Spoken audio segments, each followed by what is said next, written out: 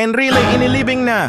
Inilibing na ngayong araw, November 22, 2025, si dating Chief Presidential Legal Counsel at veteranong estadista Juan Ponce Enrile sa libingan ng mga bayani sa Taguig City kasama ang full military honors.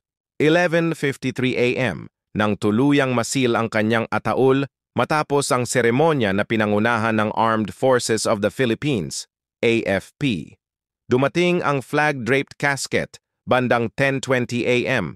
kung saan binigyan ito ng departure honors bago ihatid sa Heroes Gate.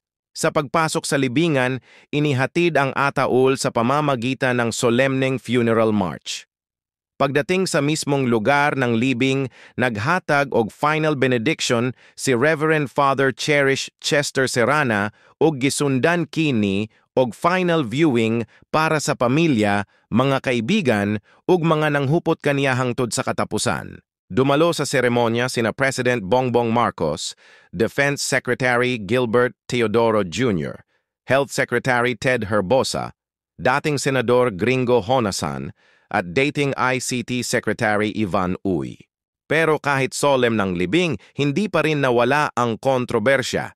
Mariing tinutulan ng National Union of People's Lawyers, NUPL, ang paglibing kay Enrile sa libingan ng mga bayani na tinawag nila umanong pagsisikap na baguhin ang kasaysayan at pag-rehabilitate sa imahen niya na konektado sa martial law atrocities.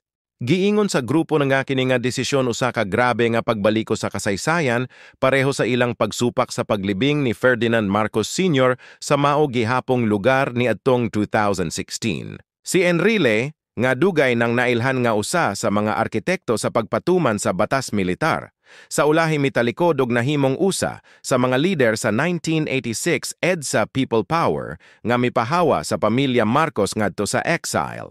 Sa katapusan, ang iyang paglubong dili lang usa ka seremonya, usa kini ka pahimangnon nga ang kasaysayan dili gyud angay usbon o limtan.